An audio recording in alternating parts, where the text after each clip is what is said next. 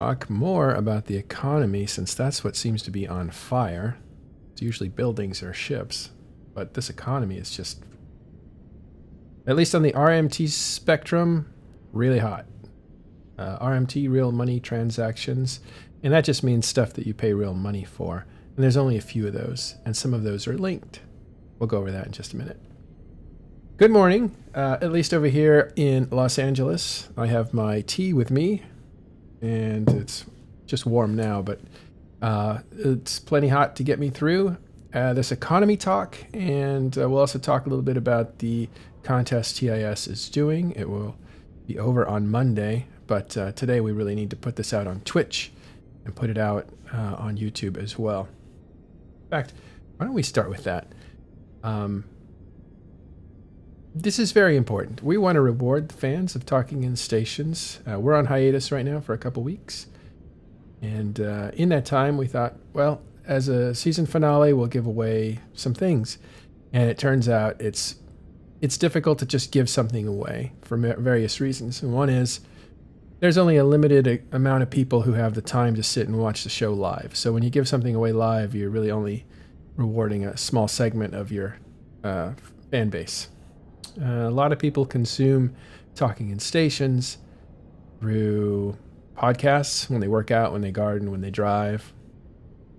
So we want to make sure they're included as well. So while we were on the last show, we decided that we would instead think about how we wanted to give away a spectacular prize like the Avatar, which really I just impulsively thought it's time to do something.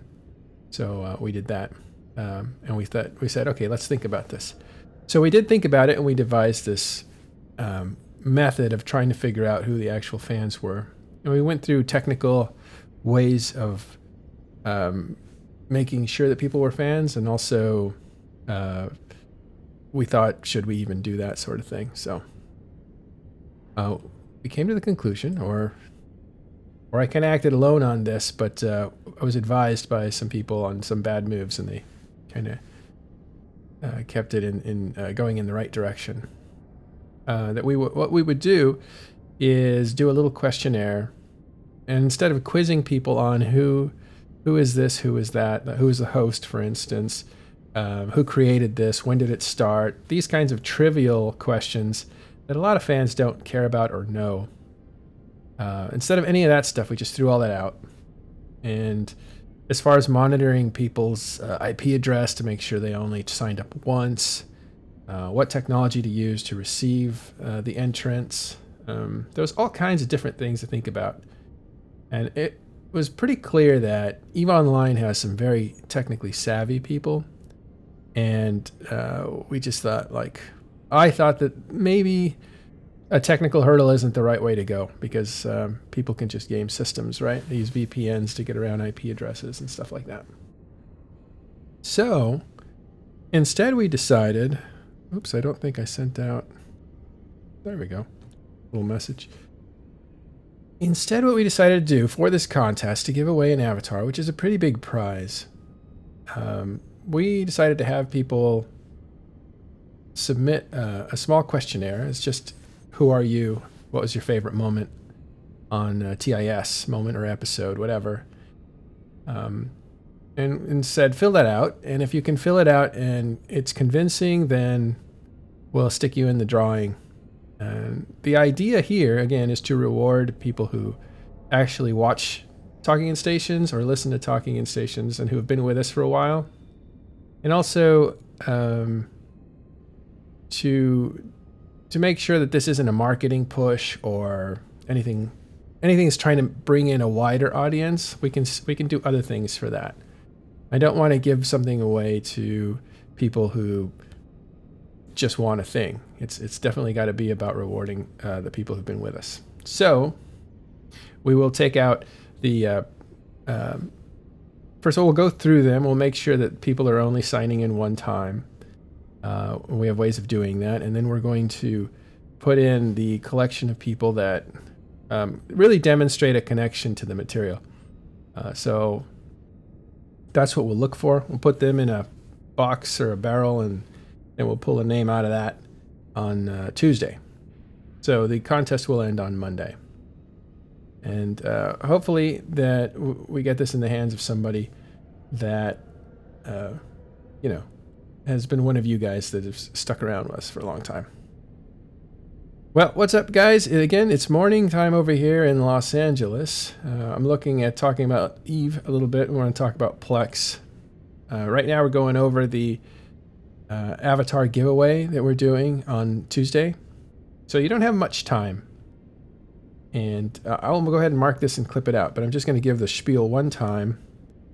And I just want to say, Talking in Stations is giving away an avatar. If you would like to participate in that drawing, you have to go to Talking in Stations Discord, where there is a link, and I will put it inside of this Twitch and also put it inside of YouTube so that you can see it there if this is where you watch Talking in Stations. The people in Discord already know about this, and the people who are podcast listeners already know about this as well. The avatar will be given away on Tuesday morning. That's the next time we come together, every 1600. And I will close the entry forms 24 hours before that so we can get them all sorted out and that sort of thing. It's going to take a lot of work to do that, by the way, because we already have over 250 entrants in the first day. And that may not grow, and that would be fine with me. The smaller the pool, the better. Better chances for each of you. And the purpose, again, is to get this in the hands of somebody who's been a fan of TIS. Not the greatest fan, not the best fan, not the most gushing fan. You really don't have to flatter us to win this contest. You just have to demonstrate that you've been with us. And even if it's only been 1 or 2 episodes, or even 1 episode, that doesn't matter, as long as you give us some kind of real commitment, real comment on the connection to the material.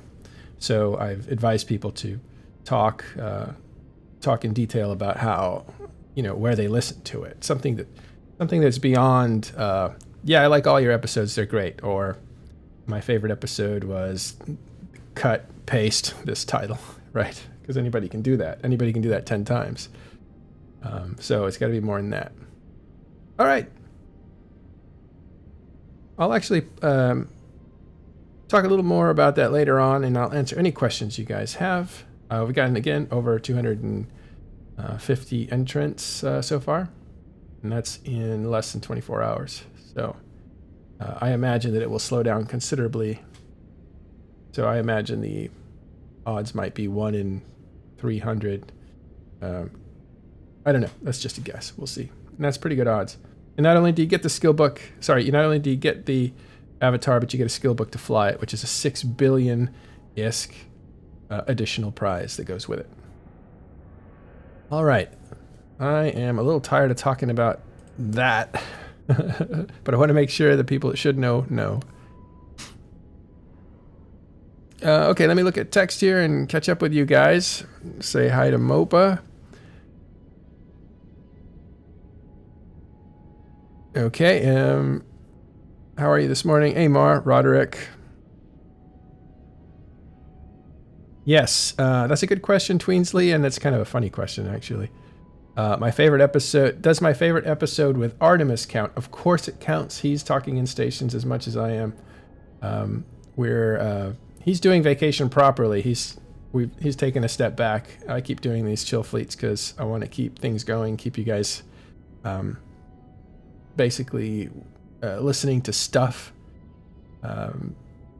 which I think is what you guys want. I would kind of, here's the thing, and it's real. This is truly coming from a place somewhere located over here in my heart, and that is, if I were you guys, and that's how I think about things. What would happen if my favorite show went away for 2 weeks?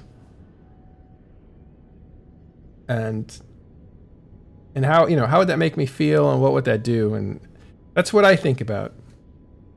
So the 2-week vacation, I need to give the crew a break. So we're giving them a break. And I decided these chill streams are, I wouldn't say they're low effort, but they're a lot less, there's a lot less pressure, right? Because I can sit here and talk for an hour without really getting you new facts. But when we do a show, it's different. I don't want to just do a show. We always want to do a show that brings you new facts, or the latest facts, the latest updates.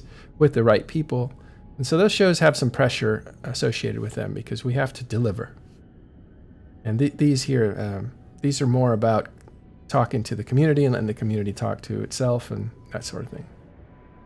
So these are a lot lower effort, and that's why these shows can go and not be considered part of the hiatus that Talking in Stations is taking.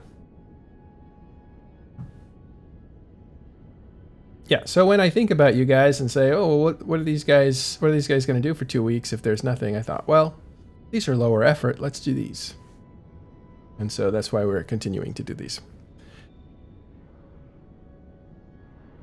Okay, we'll also bring you live coverage, by the way, like we did the other day, which was really interesting. I don't know if people understand how interesting that was, so I try to emphasize it. The other day was one of the more interesting fights I've seen with Keepstar and Lowsec. That's Lowsec Derelict. Camal is the system. There's a Keepstar there that was attacked by Snuff, and Snuff had gone through its shield timer, which you can do very easily.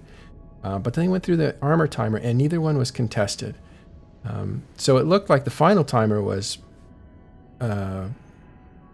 just going to happen, and that Keepstar was going to be destroyed. It belonged to essentially the Wrecking Crew, who were the Cap Killers Cap Killer group that came out of Pandemic Legion. Rocket X is known for leading that group. So it was basically Snuff killing an ex-PL guy who I didn't even know if he was active or not. And then something very interesting happened.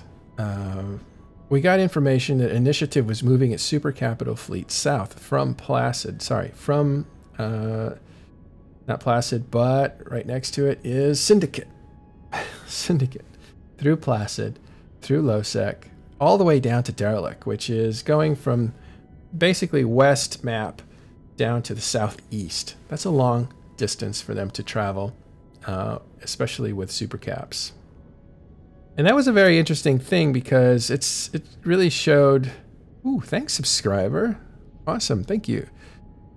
That is Easy Tech Guy. Awesome, thank you. Appreciate that. So Snuff was about to take out this final timer. It looked like it was going to be uncontested. Initiative was like, yeah, we'll make sure it happens. We're bringing our super caps. We'll travel a distance because we're going to get this big kill mail. And that just looked like it was going to happen.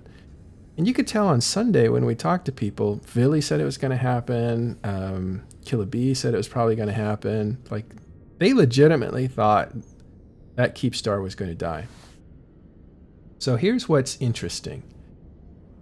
The North, Vily is talking to the North, which would be Killer B and maybe Gobbins. I don't know if they're directly talking, but these groups are talking. And they start essentially hyping each other up, saying, I can bring this many people. What can you bring? You can bring that many people? Okay, great. I'll bring even more people. And it kind of went in a circular way. But it really was, I think, when Vily said, look, I'm the local power and I'm going to defend this thing. I'm not going to have it destroyed. And he even said on Tuesday, I think it was Tuesday or Sunday. I think it was Tuesday, a couple days ago. He even said that nobody had told him that they were going to attack this Keepstar. And so he was like, you're forcing me into this position. I have a treaty with those guys. Those guys have been good to me. I'm going to defend them, even if I have to do it fighting with my rivals. I mean, sorry, even if I have to do it allied with my rivals. Fraternity, Horde, Pandemic Legion. So can you believe that? Test, who had this incredibly bitter fight in Providence with Pandemic Legion, is going to form together with them. I shouldn't say together with them. They were just not going to kill each other while they were on the same field. So they were going to be neutral. And with Horde, who they blame for a lot of the attacks that came with Winter Coalition last year, and they bitterly don't like. In fact, they fought in basically perimeter high-sec or control over the offshoring markets that are sucking up all the tax money from the PLEX sales, which we'll talk about in a second. So they don't like Horde. And they certainly don't like fraternity. They're about to fight a big war with them, it looks like. For Test to put all that aside and say, we're not going to shoot you guys if you come defend this. In fact, I'm going to defend it too. So they're not allies necessarily, but they're just not going to attack each other while they defend this Keep Star from Snuff and Initiative. Remember, Initiative and Snuff were both part of the Imperium, and you know Test was associated with the Imperium all of last year. So this was a very interesting move by Test, especially, specifically Vily, who I'm sure is the one that did this. Why would he do that? I'll give you guys a second to tell me why you think he would do that. And it's not a quiz, but I want to see if you guys have been paying attention to some of the interesting diplomatic stuff that goes on in EVE Online. You know, we talk about wars all the time, and we show you the pictures, and we show you the stats, and there's battle reports written about who did what, and all that's great. But if you're like Aerith, this economist from Goonswarm, I call him economist, but he's basically one of their financial directors. They have multiple financial directors. He calls that jousting, right? Just talking about the FCing and the fighting is just jousting, and I think it's meant to insult people who love the combat in the game. And I get where he's coming from. There's a lot of attention given to combat, PvP, and who's stronger, and the posting that goes on afterwards or in local. And, you know, that's a big part of the contest, is to feel like you're victorious by force. But what people don't really look at or can't look at is the diplomacy and the leveraging of not only actual power, but perceived power and perceived reputation. That's a big part of EVE Online. What can you bring to the table? Are you credible? Do people want to work with you? Or do people want to see you destroyed? So let me read up comments here. Why do you guys think that Vily opted to defend a Keep Star that essentially belonged to remnants of a small group of Pandemic Legion, as opposed to destroy it? And here's a little more background. Vily essentially doesn't want any Keep Stars that aren't his in his sphere of influence. And so this is a Southern Keep Star, and he's kind of the leader of the group that owns the biggest part of the Southeast. So why would he want a Keep Star that doesn't belong to him to even exist in that sphere? Moreover, belong to remnants of Pandemic Legion who he doesn't necessarily like, who he fought in UALX in one of the biggest fights in EVE's history. And even a neutral Keep Star, he said he would destroy it. When we were talking about, on air, if you guys remember the show, when we were talking about Sanctuary Keep Stars, saying, look, we'll do this as a neutral party. We'll put down a Keep Star that will allow people to bring commerce into the area. We won't supply commerce. We'll just allow people to safely move stuff back and forth. We'll do that. And we'll put it under my name, or the Space Pope's name, or somebody considered neutral. Pfeiffer at the time was not considered neutral, but he was trying to be. And the answer, pretty emphatically from any nullsec group, was there's no way we would allow a neutral Keep Star in our sphere, because that can be used against us. As long as we can't control who gets in or out of that Keep Star, it cannot exist. So a Keep Star in Derelict is close to catch, and it was in Vily's sphere, and you would think he would destroy it. In fact, he said he would destroy neutral Keep Stars that way. But not this one. In fact, he defended it against, essentially, his former allies, the Imperium, or a branch of the Imperium. Okay, so let's talk about why that happened. It's kind of funny, as I'm hearing myself talk, because there's nobody else in here to talk with me, I'm thinking, this kind of sounds like a preacher. And that's not anything I'm good at. So, but I like talking about EVE, so maybe this is like preaching about EVE. So, okay, let's get to it. Why did Vily defend the Keep Star in Camal? Well, two reasons. One is, he does not like Snuff. right now more than anybody else, it looks like. Snuff backstabbed him as he was trying to retreat essentially from attacking Horde. And on his way back, he was picked off by Snuff, who has a reputation of picking off not only their enemies, but picking off their allies as well. Sometimes they've turned on Shadow Cartel when they had some kind of a deal during the World War B era. And although they were bitter rivals before that, they decided to stop hostilities towards each other and work together as everybody else was working together to try to throw the Imperium out of the north. And they were successful.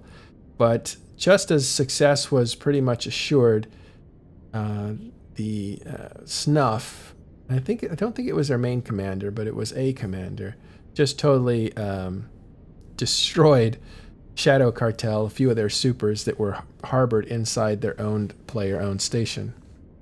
So that was seen as a betrayal. Since then, I think Snuff has done that a few times. So Snuff, not somebody you can generally trust in the long term, unless you're somebody who's far superior or someone they want to rely on, like the Initiative or Imperium in general. Like, when Snuff basically said, not that long ago, we're no longer part of the Imperium, I think they were allowing room for themselves to fight the Imperium as well, but not in a significant way. This gets interesting for a different reason too. So they basically said, look, we got to fight things and we need more targets, so we're not going to be friends with anybody. So even if you're an Imperium, which we formally are, we're going to shoot you, but definitely not in a serious way, and definitely not in a way of contesting big assets. That never seemed to happen. But that kind of distance allowed people like Peanut Smash to move into Snuff, which is very interesting because Peanut Smash hates Goon Swarm, but here he is joining a Goon Swarm ally. And when I posed a question to some PL guys saying, because they said, oh, well, Peanut Smash joined the Goons, I said, well, Snuff really isn't the Goons anymore. And the person replied, oh, I thought that was a meme. Which is funny. It's basically saying, oh yeah, that's not true. Snuff is actually the Imperium. And that makes sense because Snuff needs to have at least one big ally at some point. They need someone bigger than them to back their plays. So yeah, Peen-if Smash. It's a play on words. He's been around a long time, very aggressive, apparently very toxic. I don't know him, have no contact with him, but that's just what I've heard from reputation. PL guy, and he used to be very, very good at baiting out and killing supers, so his gameplay fits right in with Snuff. I don't know if he's still there. I should check. Okay, so Vily doesn't like Snuff, feels backstabbed by Snuff, which they have a reputation of doing. And the people who reach out to say, hey, do you need some help? We can help you, are the guys that own the Keepstar, Rocket X, and the remnants of the Wrecking Crew, are the ones that approach Vily to say, if you need help, because we know you're getting ambushed by Snuff, we'll help you out. And so not only do you have a negative, Snuff attacking Vily, but you have a positive. You have the people who own that Keepstar saying they'll help Vily. And so that is the loyalty that Vily is paying back. And he does it at a cost, right? He has to tell his guys, I know we've been preparing you for hating your enemy, hating Horde.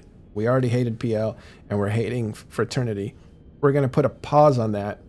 We're going to work together, or at least not interfere, and we're going to make sure this Keepstar is safe. So he does that out of loyalty for the guys that were going to help him, and his disdain for Snuff. And he does that, and some of his members are squirming about it, not understanding. And that's really weird, and it's not really weird, it's really, really interesting. Because, again, this Keepstar would not have survived if Test alone had defended it.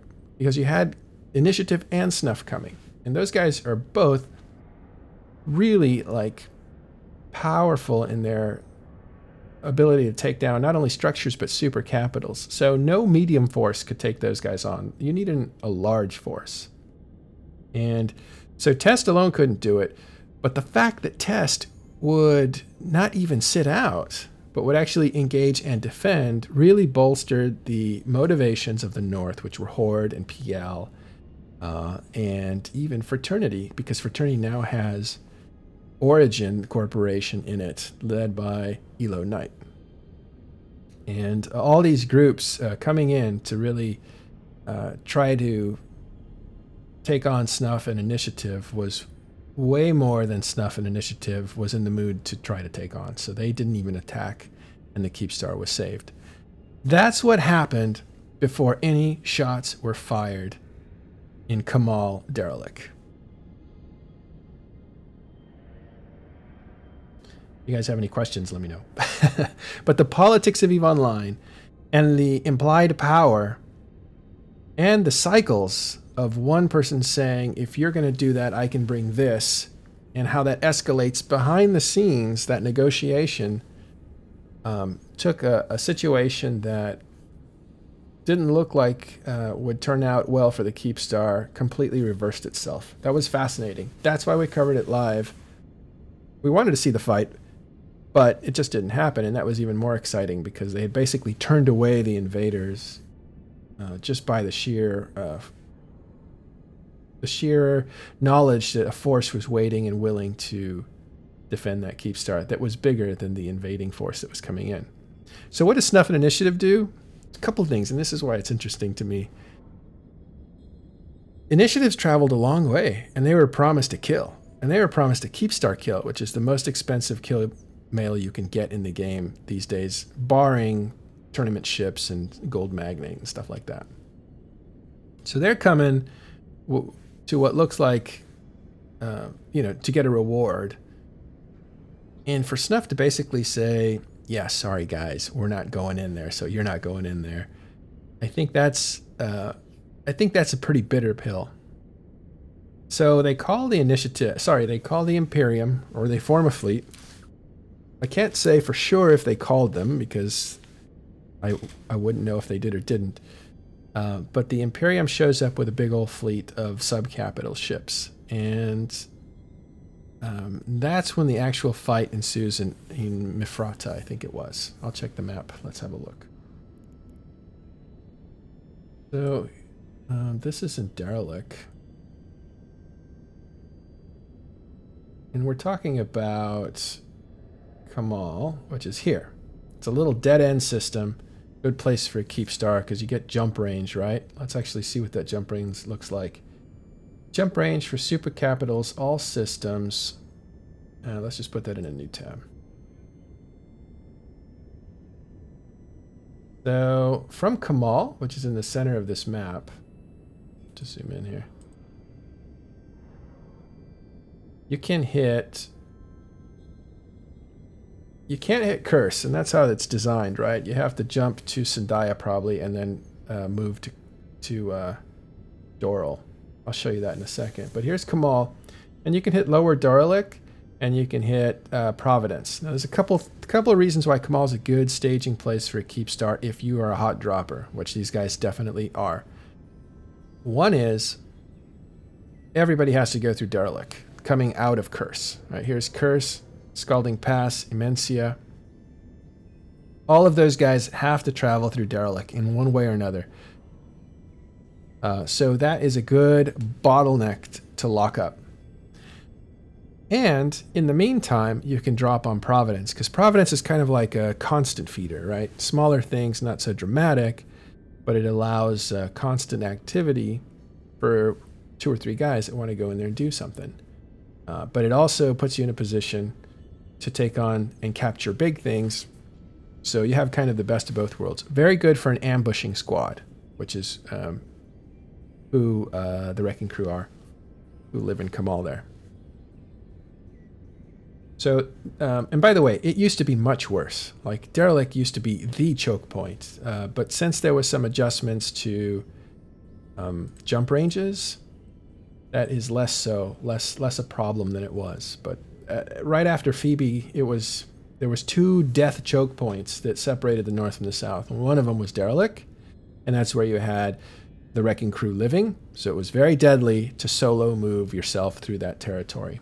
So if you were in a capital ship in the south or the east, you kind of stayed there.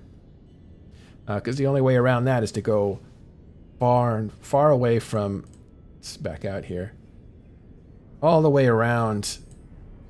Look how far you'd have to go. You'd have to go all the way around to Molden Heath, and that's, you know, many more times the jumps. The other one is actually Iridia, right here. I don't know if you can see my mouse. I'll try to jump in here. Iridia is also a choke point. You'd have to go from Delve to Fountain to go north. But if you wanted to move yourself from Quirius or Delve over to Solitude or Syndicate, and you didn't want to go through Sovereign Space over here, Iridia was your choke point. And so who was in Iridia?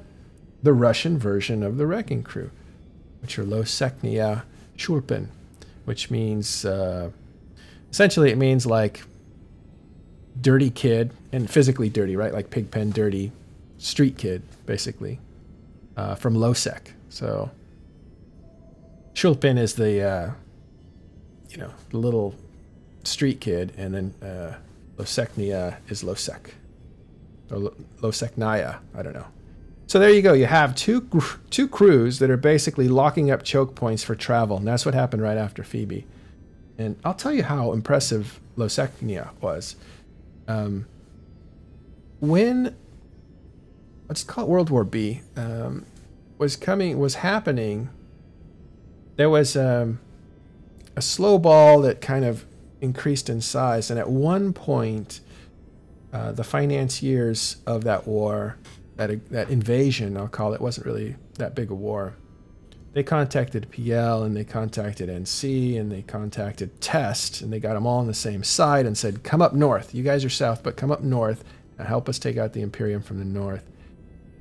And they paid them basically, at least Northern Coalition, they said, however much you make on moons, which is why you dominate a space at the time, right? Because the moon minerals were the income. They're the money moons, they call them. If you, we'll give you 4 months worth of income to come up here and do it, because we know it's going to take 2 months or 3 months. So we'll cover your losses if you come up here and do this, and we'll pay for your ships that get destroyed. So basically the money made it a neutral proposition, and then it just becomes a point of, do you want to do this or not? And they all kind of talked to each other, and I think agreed that, yeah, we want to do this, but we don't want to take any kind of a money loss. Well, if the financiers are saying you won't take any money loss, then it's just a matter of motivation to do this and to be a part of it. So that's how that World War B really happened. Or at least that's how the war part of the World War B happened. Before that, there was a lot of skirmishing, a lot of harassing, and a lot of degrading, and a lot of testing how strong Imperium actually were, how well they could defend. And the Imperium itself has never been a fast defender. But once they always lose a war at the beginning. They start going too weak. The Fountain War, they were getting battered. There's a few other examples where they're constantly losing, and then they figure it out, and then they start winning. Because it takes a while for all their guys to actually get there. And that happened in Delve as well, when Fountain was the bottom edge of the Imperium, and NC was attacking Fountain and Delve. There was always border fights there. It would take the Imperium a week or so to kind of get their footing, but once they did, they always amassed enough strength to win. And so that's kind of how that worked out. Okay, so all that to say that NC has been bribed, essentially, or paid off to come up north, and they have to travel from Delve all the way up to Purblind, and they have to travel through Iridia. I was on that move fleet, and I'll just tell you, the scariest part of that whole thing was going through Iridia, because this super cap killing squad, Loseknia, Shulpin, the Russian group, were terrifying. Now, we had baited them and destroyed them a few times, but they had captured stuff and killed stuff that belonged to us. But even though we are all moving together, you have hundreds of Titans all moving together. Why should anybody fear a small group of snipers, basically? Well, it's because we weren't afraid of the group. We were afraid of two things. One is being discovered in a big way, although spies would obviously tell people that we were on our way, but we didn't want to get stuck, mired in Iridia. And if the Imperium had said, oh my god, NC's coming up here, let's send troops, let's send some big ships to Iridia to help Losecnia stall them. Like, let's go out and meet that group and stall them so they don't arrive on time in a coordinated effort. And Losecnia was capable of basically strapping down, there was two things. They could take out stragglers, people who were trying to catch up. They could easily take those guys out. But they could also maybe capture and complicate the move up. And it was so significant that NC was very serious about crossing Iridia in a very disciplined way. I remember that being a very big point. So again, all this to say, the power of these little ambushing groups, these snipers that go out and bait and capture and destroy super capital ships, usually when they're being careless, those groups are very lethal and demoralizing to bigger groups. Let's just imagine a shark versus a whale, right? The whale is not going to be defeated by a shark, but a shark can, not that this happens in real life, it really doesn't, but a shark is a little, it can take a couple bites out of that whale, for instance, and that's not a comfortable thing. All right, back to what happened here in Camal. You have a similar group that belonged to PL that does that. And they've locked up Derelict, and I'm talking about the Purple Helmet Warriors, which is a euphemism for a penis, so I try not to use that. I'll just call them the Wrecking Crew. And those guys are equivalent, and they're over here in Camal. And again, when they capture something, they call in friends and they destroy it. So if they capture 2 or 3 Titans, they are easily capable of destroying that. So you want to be careful not to get caught by them. They were mostly inactive, I think, so I didn't even know they were active. But they offered some help to Vily when he was caught and betrayed by Snuff as he was extracting from the northern parts. HTP is a different group. They're not as HTP is honorable third party, and they spent a lot of time in Providence, and they also spent time in the Imperium. What are they called? Not the monkey. Yeah, I keep wanting to say sea monkeys, but they're not sea monkeys. It's the monkeys anyway from Imperiums. Somebody help me out with the monkeys. Yes, SMA. But what does SMA stand for? God, I already forgot. Space monkeys? Thank you. Oh my God. I am sorry to my friend Relos who might be hearing this, because I think he was in there. And they had some good people. And I think they were mostly like,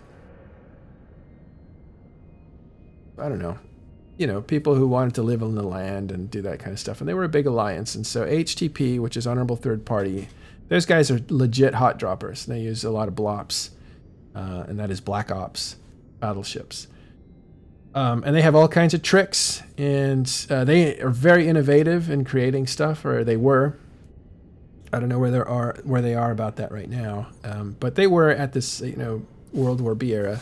So they beat up on, HTP beats up on groups just like SMA or Providence. They love hunting guys that aren't suspecting it or are newer, so they don't really know what bait looks like, and so they're more successful. So HTP is a smaller version of the Wrecking Crew, or Nullsec Schulpen, Losecnia Schulpen. Not Nullsec Schulpen, different group.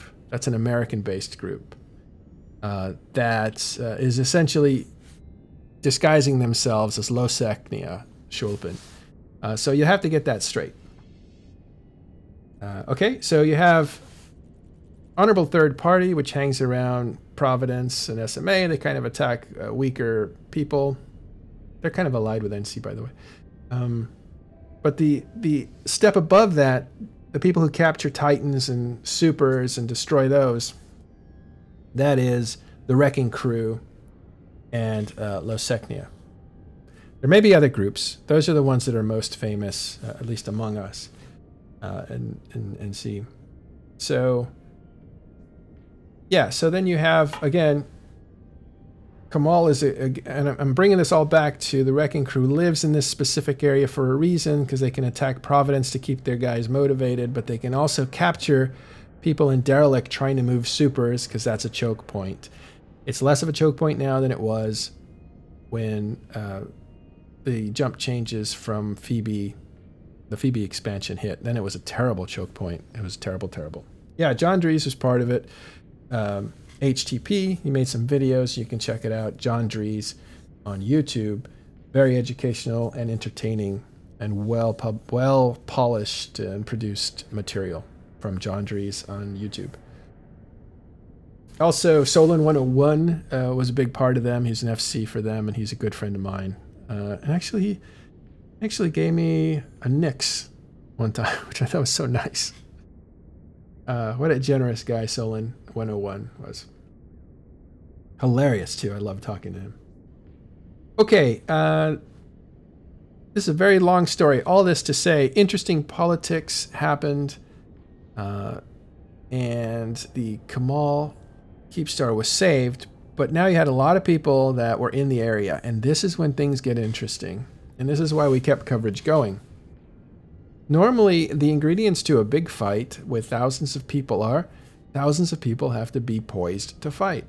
You're not going to get people to wake up and jump into a fight that isn't already happening. So you have to motivate people to log in that something spectacular is going to happen, and you can't have many false alarms because people will stop believing you. So a lot of these nullsec power groups have people who played the game for a long time. It takes a long time to get into a power group, like NC or PL or any number of these other ones. And what happens is that they usually grow up. It takes years. So they get on with their career, they get on with their family, they get on with real life. And so they become kind of CTA places, called to arms. That means they're kind of like, yeah, I don't need to make money in the game as much as I did before. I got real life to do, so call me when you need me. If it's a CTA, I'll log in and I'll fight. But then when the fight's over, I'll take off. You know, I'll still do my part, but I can't be hanging around on the game all the time because I'm older now. It took me 5 years to get to this place, and I got other things to do. So groups that are CTAs, you can't just call them over and over and over again. So it's kind of funny because it used to be like CTA, and you had to show up to CTA. That was like, this is a mandatory engagement, get in here. And now you have red pin CTAs because so many people are ignoring CTAs. So yeah, you can't overuse them because people will stop showing up. And that's what happened with this one. When you say, well, it's not a CTA because we're probably not going to get enough guys to come to Camal, which is far from NC territory or far from Horde territory. So if we can't get these guys to go down there, we're not going to make it mandatory to get down there. They'll just say big fight, and hopefully enough people show up. But when the stars start aligning and you see that, hey, test is going to be on our side this time, now you can put a lot more effort into getting people on there. Then you start hearing the pings go, you know, caps and loud, you know, all caps saying, get in here, get in this fleet. See, you know, then it starts to become something that you can rally around.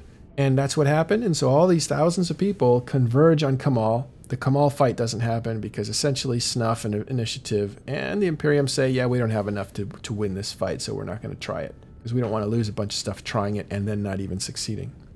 So nothing happens, and the timer is saved, and that Keepstar remains there. But there's thousands of people in this little area.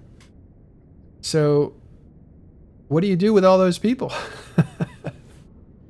Well, leave it to Origin, and especially Elo Knight, to I believe he's in fraternity now, remember. He's no longer Black Legion. Captures, I want to say it was, and correct me if I'm wrong, a goon fleet. I think he captures a goon fleet, a goon swarm fleet, and manages to boosh them away from the gate, which means they can't get away because they've now been kidnapped. Snatch fleet, right? They grab them and they move them physically 200 kilometers away. And so now they have to like find a way out. So essentially they're trapped. So he essentially captures part of a fleet, and now there's something to actually go and fight for. There's people wanting to free their friends that are captured, and there's people wanting to kill their friends and the reinforcements that are coming to save them. Everybody piles into a different system that's actually 2 jumps away. Let's jump into there. And there's a little something too that happens here. So they jump into here, Ephrata, which is on the way to. Let me just show you the geography here, because it's kind of interesting. Here's Camal, dead end system, right? And Ephrata is on the way back to Curse, because once you enter, actually this purple line leads you to Curse. So you need to go from Camal to Ephrata to Sandaya to go through Curse. It is likely that Goon Swarm came that way. That would be their path, because they would go through, I believe, let me look again. It's been a while since I've been in this area. I think they want to travel. I don't exactly know how they got there, but that would be a viable path for nullsec powers to come through Curse, because it's a lot easier to travel in nullsec than it is lowsec for big groups, for different reasons. You know, people have standings problems if you have to go through a high-sec system, and so it's complicated. So instead, let's just go through nullsec, because we know that anything goes in nullsec, we won't get caught by the game police or anything like that. Whatever, it's a very small point that Camal, on the way to Curse, in the middle of that is Ephrata, and that's the system where the group gets caught. I don't know if it was Goon Swarm, I think it was, got booshed out by Origin, so they're now vulnerable. People are coming to help them, which means people are coming to destroy the reinforcements, and you have all these thousands of people in the area that want to fight. And as an FC, you want them to fight, because you want them to take something. You want them to have a good time, otherwise they won't show up next time. So everybody converges on this system, and here's the funny thing. Camal was a known fight, so CCP totally reinforced the server node so that it could handle thousands of people fighting, and no fight happens. They did not do the same thing for Ephrata. So Ephrata has 2 things going for it. One is, it's not a reinforced node, which means if thousands of people converge, the game is going to be taxed and slow down, and tie-dye is going to be enormous. The second thing is, it's low-sec, and low-sec fights are totally different than null-sec fights. There's a lot more calculations that the computers have to do, so you have crushing slowness. And that's what happens in Ephrata. So, excuse me. So you have Goon Swarm engaging with Origin or Fraternity, and you have PL coming, you have Horde coming, and you have NC coming, and I think they're coming in fast battleships, Macarials. And this is basically a subcap fight. So at the end of this whole engagement of about an hour, that's what that secondary fight actually was. It seemed like it was a bit of a slaughter, and it was, but it really, it didn't do much on the scoreboard, because it was only under 20 billion on both sides, and that's just not, that's less than 1 Titan's worth of kills. So to put that in perspective, even though hundreds of people lost their ships, those ships just weren't valuable. But it is, you know, a chance to trash talk and stuff like that. So what happens is that Goon Swarm is essentially trying to get away, and they're fighting back, but eventually they know they got to take off. So they start to leave, and they go into Sandaya and into Curse, which is now nullsec. This is NPC nullsec. It can't be conquered, but all the rules of outlaw space apply here, which means there's no police. And so So this is a better place to fight for groups that don't want to worry about NPCs attacking them or you know, slowness and that sort of stuff. And I think it was in, I don't remember, Jorund maybe, or was it even Doral? Or Utopia? It could have been Utopia. Anyway, these systems here, this little solar system area here, there is a free port, and that's where Goonswarm, who is being pursued, and remember everything is crushingly slow, says let's park at that keep star there, and so their fleet gets to the keep star and tries to get in, and this is I think a really bad move. That keep star is actually owned by the guy. Sorry, that structure that they're trying to find refuge in is owned by their enemy, and so he says, I'll just take those docking rights and take those out, and they're stuck. So Goonswarm cannot dock in this structure because it's owned by Rocket X, who is also the owner of that keep star that was almost attacked. And even though it's called the free port, he changes the docking rules and locks out the Imperium. And in doing so, they're trapped outside the structure with some confusion, and capital ships are dropped on them. And those are in the form of dreadnoughts. So the point is, keep stars, unless you know who owns a free port, you really don't know if it's actually a free port. And I have a feeling when a group that likes killing capital ships has a free port, that it's not really a free port, because they use that as a trap. That's what Snuff does. That's what a lot of these cap killing groups do. They put up a structure, they say, hey, it's a free port, anybody can park here, and as soon as you move a valuable ship to park there, they block you from parking instantly, and then they destroy you. And so that's probably why the structure that they tried to dock in was not available to them when they needed it. Now, why do I think that's sad? Because I think free ports is a noble idea. It's, as CCP, the company that makes EVE, wants to push us towards living in player-made stations, away from the stations that are neutral by design. They're asking us to trust each other to, like, create civilization outside of our own groups. And it's just too hard to trust people in EVE Online. It's too hard.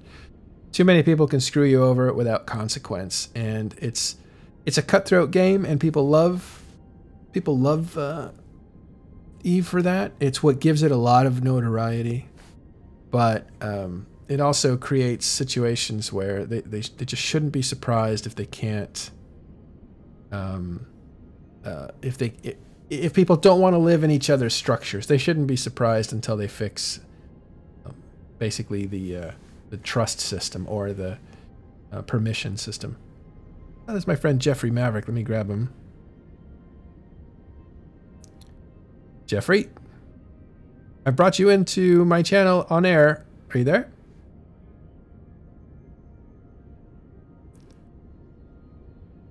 Maverick. He must have stepped away. I'll drop him out. I want to talk to him because he's up to some interesting stuff, so we'll see if he comes back around. So the point is, the free ports aren't free ports. I don't think they'll ever be free ports. You need a trusted person that is above these dirty tricks. And every time a dirty trick is played, like the one that the Wrecking Crew and Rocket X pulled on Goonswarm in this last fight, it erodes the name Freeport. So the name Freeport is dead, and I think it's been dead a long time. Now, I got tricked on a Freeport, and that happens all the time too, because of impersonation, right? Freeport, period. You can't see the period. You think it's a Freeport. You jump to it, whatever. Or you dock in it, and you say, yeah, this looks safe. My guys can dock in it. And then when your ship jumps to it, they immediately switch to undockable, and you're locked out. And that is just terrible gameplay, I think, on behalf of CCP. It's funny, it's fun, it makes for traps, but it erodes the expected experience for people, and it's very discouraging when you do that. I think it's a very bad mechanic. You shouldn't do it instantly. You could do it, but you maybe take it 30 seconds to do it. You shouldn't do it instantly. All right, so there's people probably correcting me here. I think they're correcting me, right? That's how paranoid I am. I was like, how much of that did I get wrong? Because I got some of it wrong, I'm sure. But I want you to know I'm coming from a place of trying to explain a story. If I don't have all the specific details, you know, I can basically fill in gaps that aren't correct.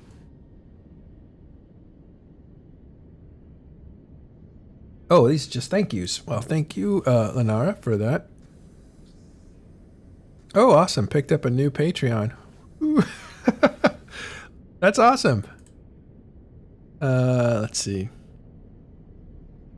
Okay, so thank you guys for writing me during the show. If you want to join me, on-air channel is open. Jump on in, and we can talk about this. I wanted to interview some people. I want to interview GigX. We've arranged for it, but I haven't actually had the time to do it. I may do some interviews while we're off air for a couple weeks, and that way we have some material to actually publish as far as podcasts. Okay, so all that to say, this whole hour-long thing was, we haven't even got the PLEX yet. I think significant stuff to me about Camal and what happened there. Hey, Bris, how's it going? How's it going? Good. The interesting thing to me was, one, is the diplomacy that was happening behind the scenes. The second interesting thing to me was, in a bad way, was that Freeport, again, was used as a way of tricking people, and I just think that's terrible. Brisk, you're in initiative. I am. What was that trip like? Were you on that trip down from Syndicate all the way down to Derelict? It was frustrating. You know, it's one of those things where we were excited. We thought we were going to get a fight, and the fact that I moved 3 capitals, my Titan Alt and my Fax All in a carrier just to have something on grid, and it was a 3-hour move up, and we gated through Tama. I have to say I was very pleased. I gated a Titan through Tama. I want to put that on my list of things that I have accomplished in Eve. Yeah. But once we got there, we just kind of sat, and then, you know, the whole situation left a little bit of bitter taste in our mouths. But you know, it happens. Yeah. I totally understand. I would have been super frustrated traveling all that way and then having it fall apart because of diplomacy. Hey man, I just remembered that CSM Minutes came out. They did. Yeah. I was surprised you guys you didn't rush to see what was happening this time. We did, but we all did it off air, and we haven't had a show to do it on. And I should have. I think what happened is if you watched last episode, which was Tuesday, they came on at the end, and we spent about 15 minutes just kind of browsing through it. We should have done this whole show on CSM Minutes, but I didn't coordinate with anybody like Dirk or somebody who likes doing that sort of thing. But really, this show should have been the whole thing should have been about CSM Minutes. But why don't I ask you, what do you think was the important points that came out that was written about in the minutes? I think the one thing overall that I would say I want everybody to take away from the minutes is we have been pushing CCP for the last year or so to be more upfront and honest and communicate more. And if you notice, of all of these minutes, at least of the ones that I have read in the last couple of years, including last session, these were the least redacted that I have seen in a long time. They were. As far as I could tell, there was one single session that we had that was completely redacted. And then a chunk of the Eve Portal 2 was redacted. But other than that, even the leadership meeting especially, I was surprised that they left a lot of that in there, because normally that's the one thing that's typically redacted, because that's where we got a lot of roadmap talk and some, you know, blunt conversations about the future of the game and vision of the game and things like that. And they left it all in. Wow. So I was kind of pleased that they did that, because it was something that we typically haven't seen in the past. So at least our messages on communications are starting to sink in. So you think that was a result of the CSM saying, like, hey guys, you need to be more... I think it was. I think it was, because part of the part of the thing that I've been trying to hit these guys on since, being a politician, you have the public relations aspect of the job. And I felt like a lot of times they would take hits just because they were averse to putting things out there, because it may not look good, or it may, potentially, if it's taken out of context, make some people angry. And I think at the end of the day, though, transparency tends to be a better thing in the long run, because the hardest thing is trying to win back trust when you've lost it, and they've lost it. And that's been the case for a couple of years now, but I think they're slowly starting to get a little bit of that trust back with the community, and they need to be more transparent. And I think they realize that, and they're taking that to heart, which is good. At least they're listening. Yeah, I am very surprised to hear you say that it's the least redacted that you've seen, and the reason is it was only 58 pages. Well, keep in mind this is the second summit. And we did a ton of stuff in between. And I think, this is my first time, so I can't compare this to past CSMs. All I can go on is when I talk to Sort and Aerith and Steve and the guys that have been around a long time. It seems like we've kind of got this down a little bit to a science. And we didn't have to have a lot of these conversations at the summit because we've been having them all year. So I think a lot of this was looking at future stuff, as well as us, focusing on the thing that we thought was number one, which was capital balance. And we did get some of that stuff accomplished. So that's why I think it was a little shorter than in the past. Okay, so roadmap information being in there and not being redacted as heavily as usual is great. And that you think is one of the more important things. But what else do you think is important coming out of the CSM minutes?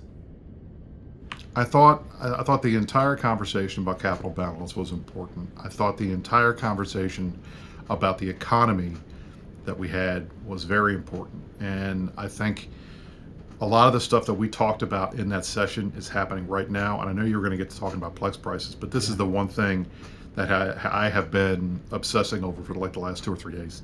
The current rate of increase on PLEX prices is out of control. Yeah, the delta. I mean, and it's not getting any better, it's getting worse.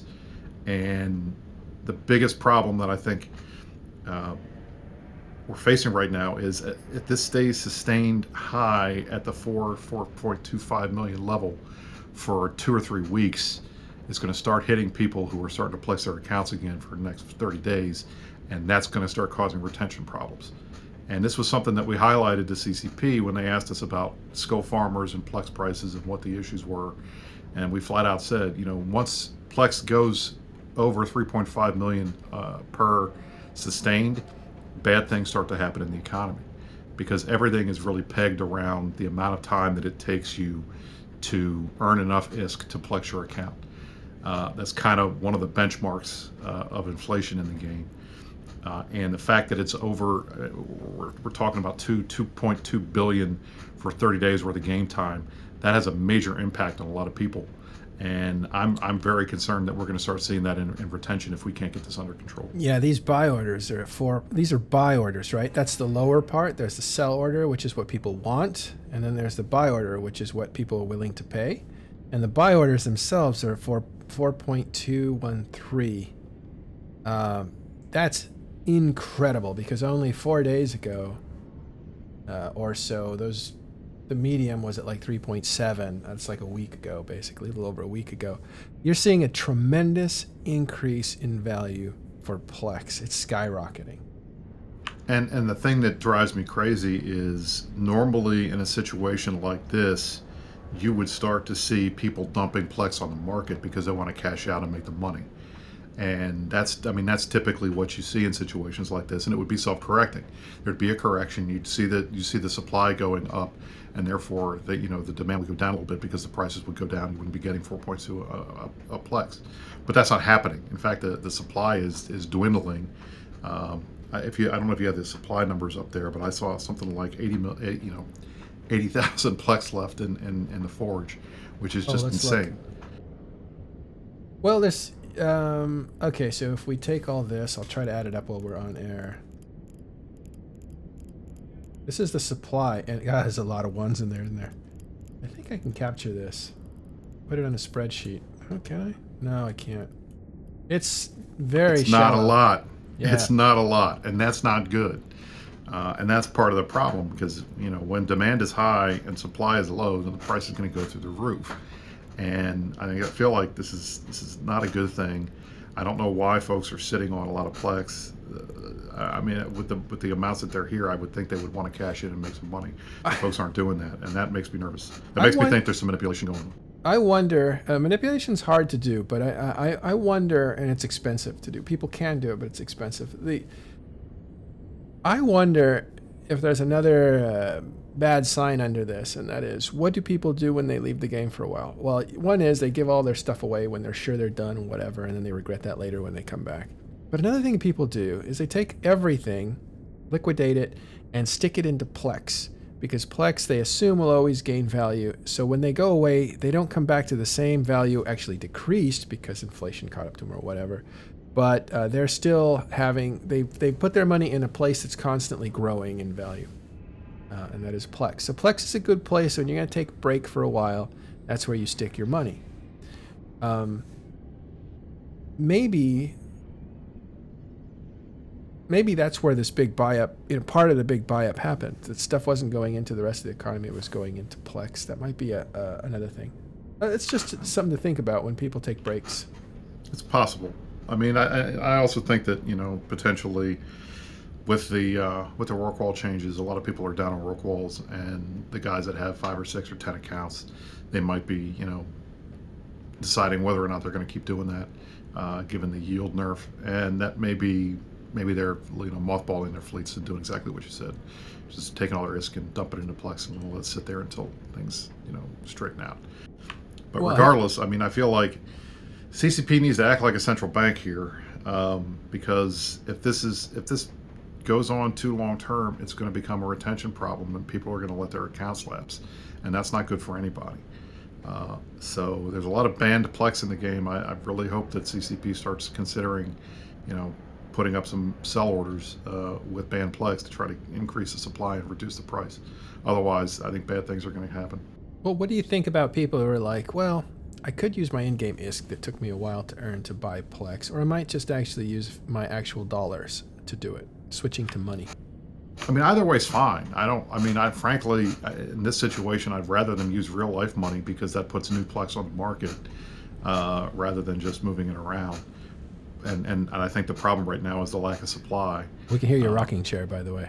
Sorry, I'll stop rocking. But I think the problem really there is just, you know, people don't seem to be doing that. It makes me nervous that there's something else going on here that we're not seeing. But now the market is easier. The market is easier to manipulate when there's not a lot of volume on the market. You know, when you have more competitors, it's harder to control a market. But if you only have a few, it might be under 20,000 Plex on the market, which is, I think, pretty low. And that's I mean, look, you're in the territory where some of the larger players. I mean, Bard says he's looking at this and says he thinks that's sub 50,000. I think less than somebody could go and buy this whole thing up. I mean, there are players with trillions of ISK laying around. If somebody really wanted to screw the market over, they could just clear out all the Plex. Yeah, I was talking to a guy who just dropped 2 trillion in a few weeks on Plex. Yeah, can't say who it was, but you know, Aerith could buy the entire market out right now and of Plex if he wanted to, and not even put a dent in his holdings. So it's like that really makes. Well, that is bad, but I mean, I don't think he'd ever do that, but well, he would never do that. But I know what I would do if the market got really, really shallow, and that is I'd pay for Plex with money, real money, and spend it in the game, because your actual money, your real dollars, become more powerful in EVE Online when Plex is high, right? Because you're selling it off at high rates. Right now, it's about per billion. It's about $9.20. Maybe more than that. It's actually about $9 now. A few weeks ago, maybe a few months ago, it cost you like $11 and a half or $12 to buy a billion ISK in the game. So for $10, now you get over $1 billion, whereas a few months ago, for $10, you got just under $1 billion. Bart is suggesting that this is a pump and dump. I personally would be okay with that at this point. The pumping has been going pretty solid for like the last week, so we got to start dumping now. I honestly, really, if this goes more than 2 weeks, I'm going to be very upset. It's just this is. And again, this is what you warned CSM of, about, right? Well, that's exactly what we warned them about, because it's one of these things where the number of players that PLEX their accounts is pretty considerable, and the general healthy, at least as far as we can tell, Aerith and me and some of the other guys that have economic backgrounds have been sitting around talking about this for a while. As best we can tell, you don't really want to put this to put the game into a position where it takes more than 15 to 20 hours of crabbing gameplay, regardless of where you are, to have to PLEX your account. And granted, there's some areas where it's going to be easier. Super cap ratting, Titan ratting is always going to be pretty high. Burner missions are going to be pretty high. Incursions are going to be pretty high. On the low end, you got mission running, you got high-sec mining, non-ice mining, and things like that that are relatively low. But if you get between 15 to 20 hours of gameplay time of doing PvE in order to PLEX your account, that's generally healthy. But that's all based on the price of what 30 days worth of game time is going to be. And ignoring subscriptions and focusing just on PLEX, we're at that point where it's going to pretty quickly get out of control to the point where folks are not going to be able to keep doing what they're doing, and it's going to have an impact on gameplay styles. And then you couple that with the work nerfs coming in April, the super nerfs coming in April. We're kind of in a perfect storm here, and that's why it makes me think maybe somebody's playing some games because they don't like the changes. They're trying to hurt the game. I mean, we're just trying to say, hey, fuck you guys, for nerfing what I want to do. I'll make it hard on everybody else for a little while. But at the same time, I don't know. It just there needs to be, I think, a little bit more focus on this because it's potentially bad. I have talked to several people because, of course, when I saw I think it was last Tuesday. I mean, we're talking days here, right? Let's actually zoom in on that. But I started talking to people right away saying, what's going on with PLEX? And the answer I got essentially was, it's a number of things or I don't know. But nobody seems to know what's going on here. There are some ideas that make sense, some more than others. But if I could just tell you why PLEX is skyrocketing, I would. I don't know.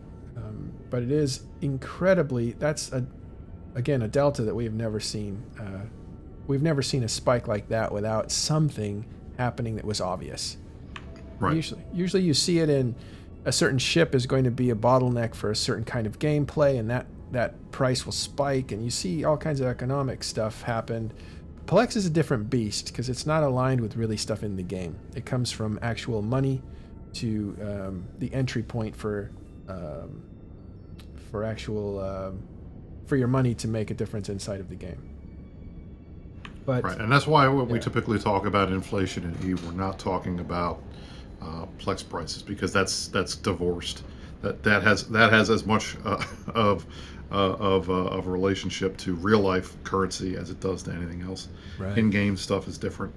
One thing you might want to pull up, if you look at skill injectors, and I think one of the things that is playing into this was when CCP did the 13 Days of EVE thing, and they had that cerebral accelerator boost. Right here. This is that big lump right here.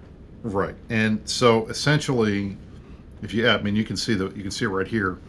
When they started, when they made that announcement, skill injector prices spiked for a little bit, and then they went down, but then they've gone steadily back up.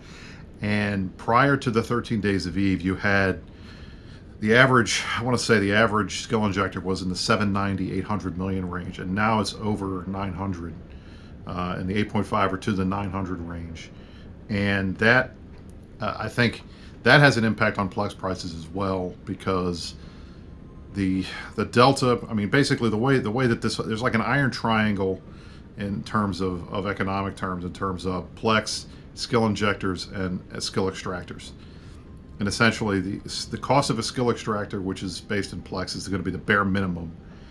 The skill injector prices go up, and whatever the delta is where the skill farmers make their money. all at once. Yeah.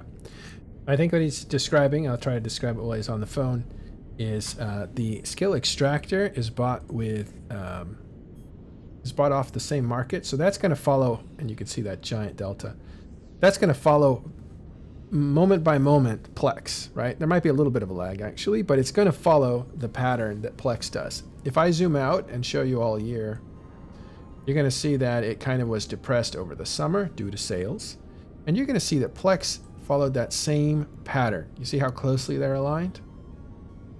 So PLEX and extractors, almost exactly the same. They dip in almost exactly the same place as well. You can see that dip right here. So they're closely aligned. Extractor is necessary to build the skill injector. But you don't have the same kind of curvature here that is PLEX or extractor from the skill injector. Because only part of the cost is the skill extractor. That's the empty vessel that gets filled with skill points, and then that unit becomes an injector that you can sell.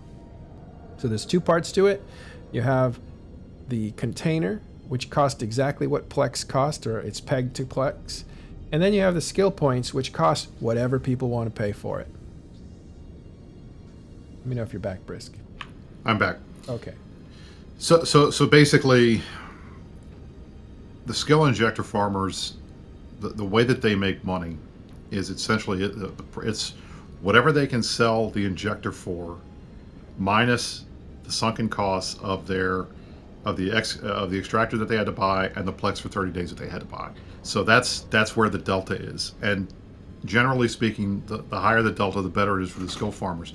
We were at a point, I want to say, if you look on that back in September, October, where PLEX prices and skill injector prices were low enough that a lot of these skill farmers were not making any money. But now the PLEX is high, but at the same time, injectors are high. They're still making money, and I think it's locked itself into this. It's kind of a symbiotic relationship where it keeps going up. So that makes me nervous, especially considering that some of the biggest consumers of PLEX are the skill farmers who are trying to maintain their skill farms without having to spend any real money on it. And that edges out regular players who are crabbing in order to get enough money to PLEX their accounts so they don't have to pay. In the end, all of this is designed around the fact that EVE is one of those very few games that lets you earn premium game time in the game. And that just makes us different. But that's one of the big draws and why we're able to keep player counts as high as they are, because players that have been around for a long time know how to make ISK, and that way they can keep playing without having to pay money. And that's an attraction to the game. And frankly, you need players in the game who are playing in a game like EVE where content is other players for the most part. And if they are not playing because they can't flex their accounts because they don't want to spend that amount of time crabbing and they don't want to pay real money for the game, then that causes all kinds of problems overall that are bad that we don't want to see. And it comes down to retention. They can, but then they can't use a lot of the stuff that these guys were using, and that really makes it harder for them to flex their accounts even more, because to combat botting, they've removed alphas having the ability to use tier 4 and tier 5 missions. You can still get it at VNI, but other than that, I mean, that's probably your top. I mean that's the thing, and we're in the process of nerfing those because of bots too. So a lot of the problems, it's you're trying to address different things, and they're all kind of coming together to make problems.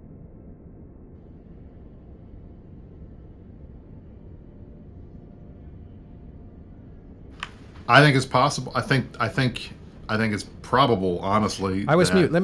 I was muted. I'm sorry. I'm so sorry. It was my mistake. I try to do that so you don't hear me typing when somebody's talking. But what I just said was that this looks like it started when the balance pass changes were announced that they want to make in April. Is there any correlation?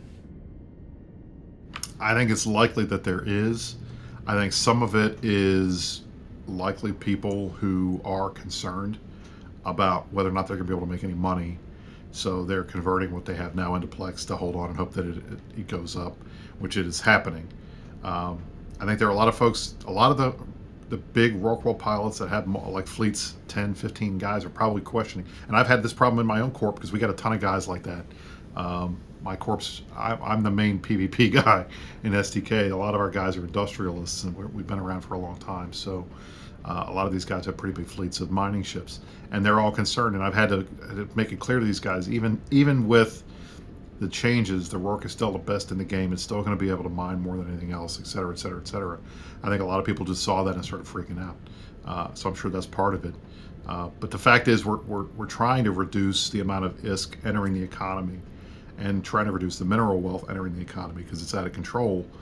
But at the same time, you don't want that to somehow impact the PLEX prices, because that has a direct impact on people playing the game. So there's a lot of crazy economic stuff going on right now. Yeah, there sure is. I hadn't thought about it, but I think those balance changes we need to look at those and say how that correlates with people putting money inside of PLEX. And again, it scares me because if I think about it, if I were a mass industrialist and I had a fleet of VNIs, right? Like I have multi-boxing different ships to make money harvesting while I do something else or whatever, slightly monitor my gameplay. And if CCP says, whoa, that kind of making money in the game is too hot, we need to cool it down. And so whether the VNI nerf or the Gila nerf or the Rorqual nerf or the Capital nerf, I mean, they've nerfed across the board the kind of the AFK making of money. Then where does somebody like that turn if they're thinking, oh, I built this apparatus that is now being nerfed, I'm going to stop for a while, basically. And where do I want to put all my money? I probably want to put it all in PLEX, almost regardless of what it costs, right? Because I'm going to take a break. It's the equivalent of buying gold in real life. That's what folks are doing right now. They're buying gold because primarily you buy gold when you don't trust paper money, right? When there's something about paper money you're worried about. Am I wrong about that? I'm not an investor. Don't take investment advice from me. No, it's part of it is that, and the other thing is typically is that gold tends to retain value over time. It fluctuates a lot, but it retains value over time, and it consistently generally goes up. So you don't want to be one of these guys who's buying gold because you saw a commercial on Fox News, because you'll end up losing money. But it is a place to dump money that you have excess that you just want to sit for a while, because metallics tend to go up like that. But at the end of the day, I mean, when it comes down to it, PLEX is always generally a good investment, and sitting on a lot of it is typically like exactly what you said, a way for folks who are leaving the game to cash out and not worry about their ISK just sitting there not doing anything for them, and slowly reducing in value as inflation goes up over time. Yeah. So it's a hedge, and that's a hedge. There's a plus and minus about it. One is it makes it hard on the guys living paycheck to paycheck, right? The guys that need to pay for their PLEX that have to buy it now because they have to buy it now because they don't have any. So those guys are hurting, and those guys may say like, well, now I can't actually play the gameplay I want to play, so maybe I'll take a break or whatever. But people throwing money into PLEX isn't necessarily a bad thing, because that's how you pay for game time anyway. So you keep your accounts going with this stockpile that you put it in. I think for me, it means that if you're going to pay real money for PLEX, you're going to get a bigger benefit. If you're trying to earn money and living paycheck to paycheck, you're the guy that's going to get squeezed, because this is getting really, really high. I believe, I got some information from Bard Ghost that a month's worth of game time is like 2 to 2.5 billion ISK. That's right. That's not a normal amount of money to make in EVE Online for a person that traditionally doesn't have an apparatus. It's been $1.5 billion. I mean, that's been the traditional. 1.5 is at least as far back as I can remember, and granted I've been playing a long time, but I only can really think back a couple of years. It's generally been about $1.5 billion, and that, I mean, we're almost half again as much now, which is big. Yeah, interesting point. First of all, Spoon Avenger says War Deck nerfs, and I just don't see how War Deck affects this sort of gameplay. But another interesting question by Deluxe82, new players pay for game time. That makes sense when you play a game you're excited about. You're not gonna mind paying. You're not gonna mind paying for that game. But when you play for 4 or 5 or 6 years, you might say like, this is kind of an added expense. I wish I could cut it. And by then you're wealthy enough to generate income in the game. Those are the guys That's exactly right. Yeah. I mean, the game is just like real life. The rich get richer, the poor get poorer. And, you know, while you may, like, frankly, I tend to buy my game time in year-long chunks because I'd rather not have the pressure of having to go out and rat and crab to be able to do the other stuff that I like to do. So I tend to buy that stuff, but not everybody wants to do that. And frankly, once you get to a certain level of wealth in the game, a certain skill set, you know how to make ISK. You know how to go out there and find places where you can do it pretty easily. And it makes sense that you're going to want to Plex your accounts. And since a lot of this stuff is scalable, all you do is you know, the more you get and the profit margins go up every time you get an extra account.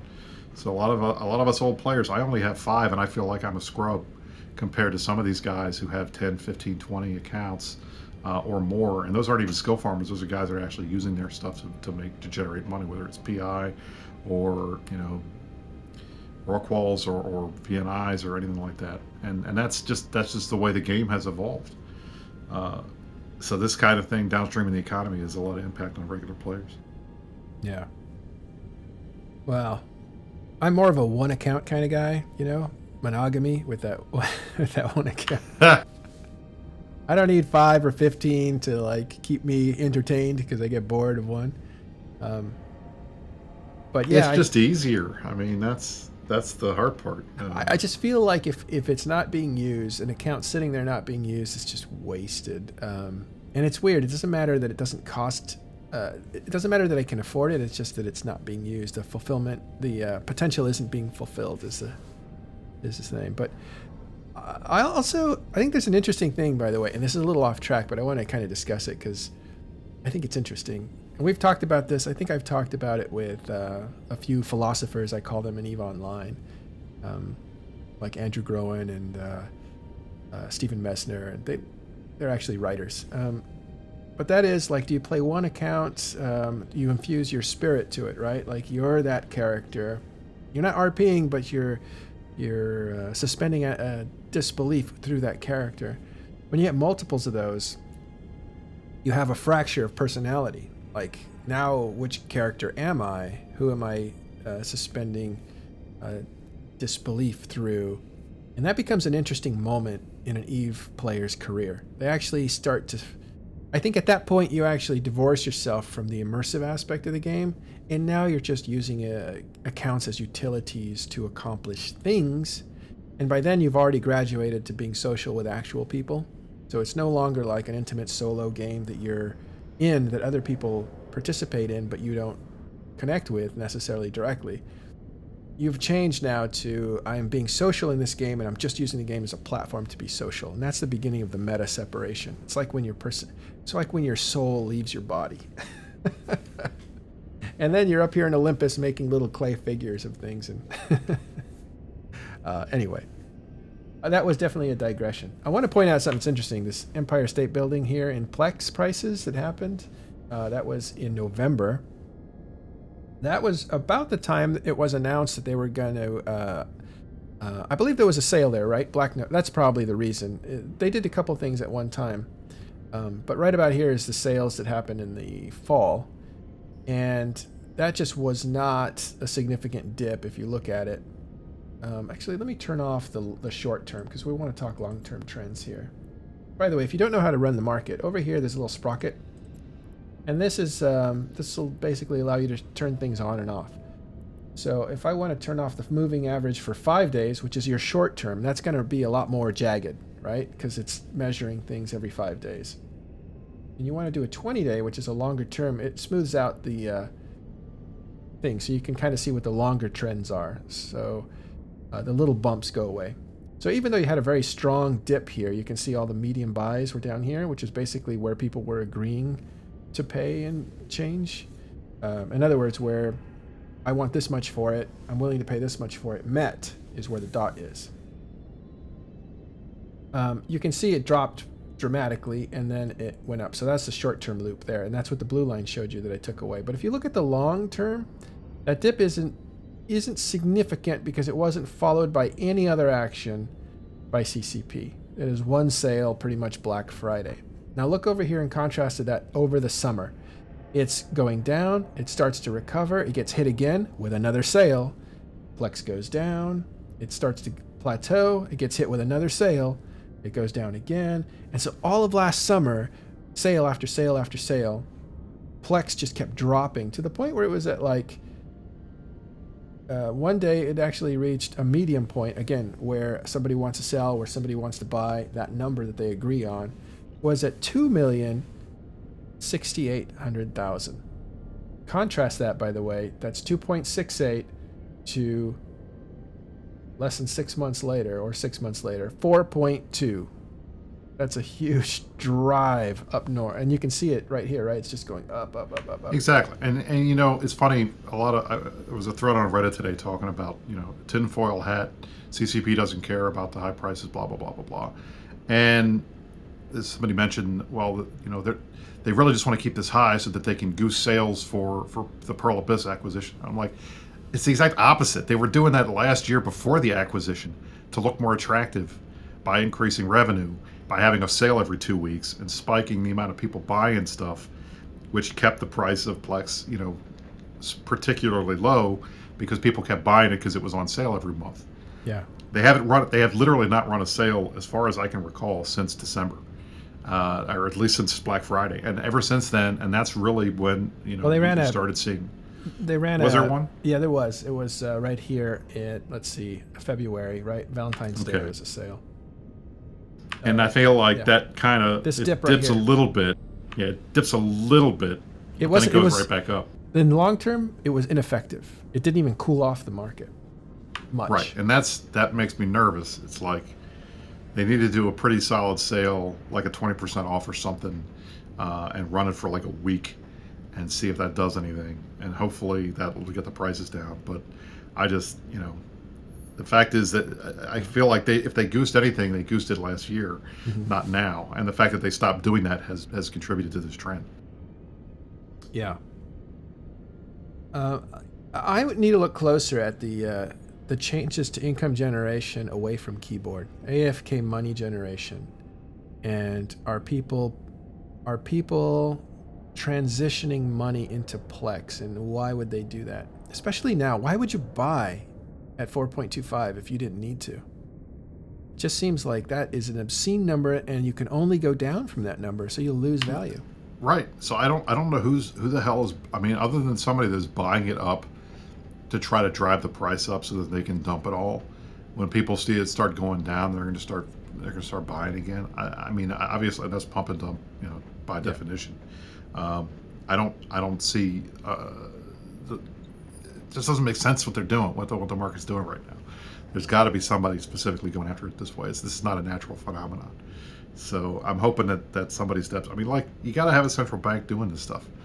There are ways to increase or decrease the money supply when you see inflationary stuff like this happening that needs to get fixed. And I'm worried that everybody's in Amsterdam and they're not paying attention. Well, they're about to. I'm sure you know, but you can't say that they're about to make some announcements that are coming. I think I picked up that there's an expansion coming.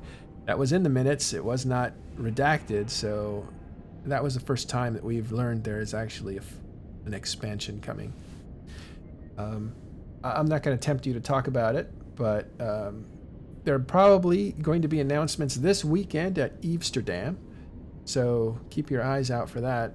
There'll be a lot more knowledge after that, or at least they'll review the kind of stuff they've talked about leading up to Amsterdam. So the World Tour begins this weekend for CCP. Don't miss it. A lot of stuff will come out of there. And for those of you who want to say goodbye to CCP Guard, this is the last public event that he's going to be doing as far as I know. So go say bye. We did a video for him, but it was rejected. It was so bad. I can show it to you guys. You want to see it? Well, yeah, I want to see it. It's got to be funny. No, it's really bad. I'll show you. I think I can I don't know if I can get the sound on. I'd have to play with something. Let's see. I'll put a link to it. How's that? Oh well. You know what? I will put it up somewhere. It's basically Carneros and I and McLeod on screen, and you have January is a female speaking my voice, so I don't say anything. I just mouth the words, and we all say this goodbye message or something like that. And then I handed it over to James, who's Corin Mar, and he made it look like it was Triglavian. So you have a female voice and two male voices, and it's kind of rumbling with effects, and then there's a blooper at the end because we screwed it up. I'll show it to you. I don't know if I have. If it was on a browser, I could just run it. But if I play it, I don't know if. Well, let's try it. Shall we try it? If it fails, it fails. But we'll try it.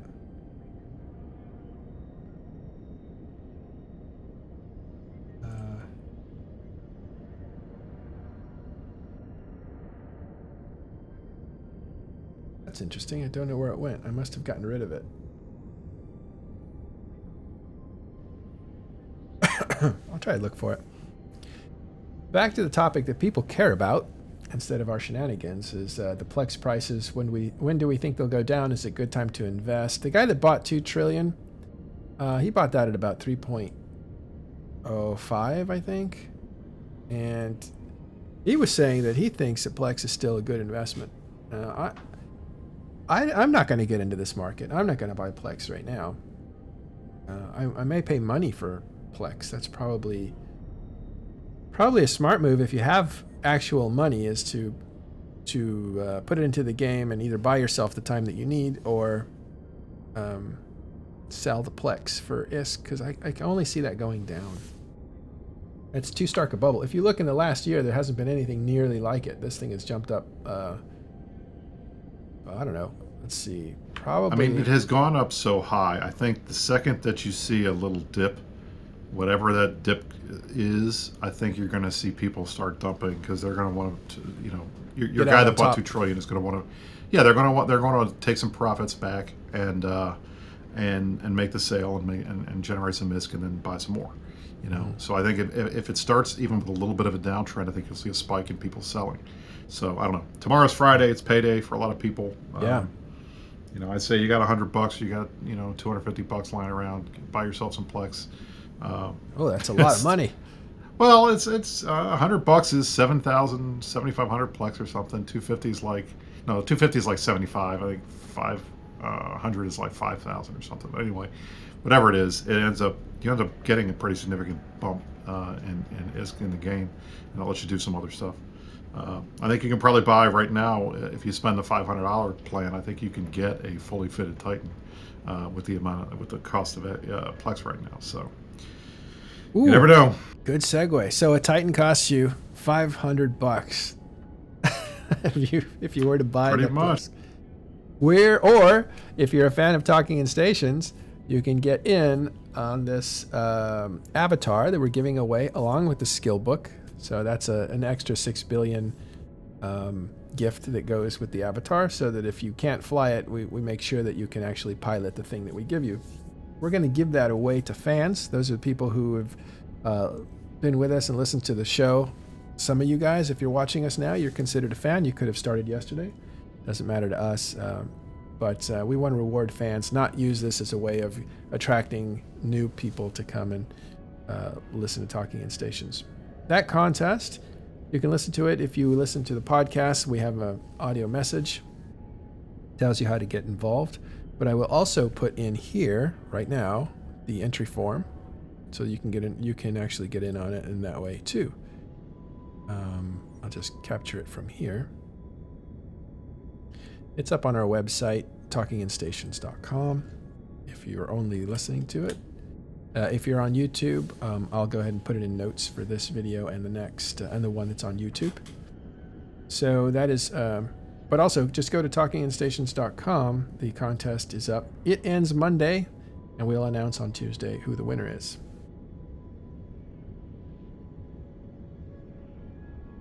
Now, I want to really quickly tell you where I screwed up. If you look here, and this is kind of interesting, the reason that this is suppressed is because of sales. Now, what happened was CCP sold the company right about here, right? So, sale after sale after sale after sale. And then CCP goes on sale itself and somebody buys it, and then those sales disappear. You have one here in Black Friday that you think would cool things off, and it did for a little while, and then you have one for Valentine's Day, and it didn't cool off much. So there's a very dry season over a period of time where essentially you would think a lot of people would want a sale because the winter is when people play this game. So I think that's very interesting. Well, I ran out of Plex. I had, I don't know, lots, 100,000 or more. I forget how many it was. Might have been 200,000. I think it was more like maybe 150,000 Plex. So I was selling it all along here. And that actually, I ran out of Plex to sell. I was only doing 10 at a time kind of thing, but it went up so much that I ran out.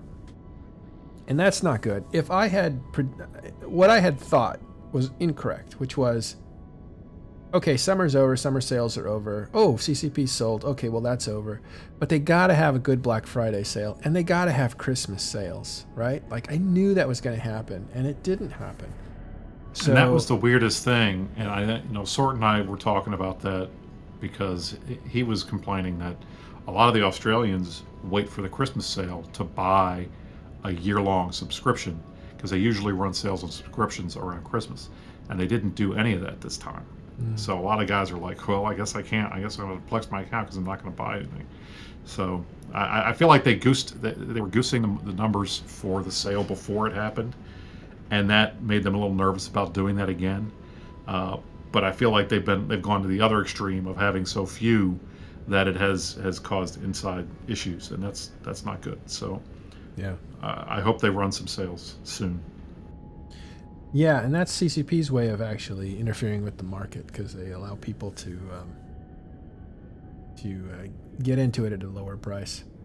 Although,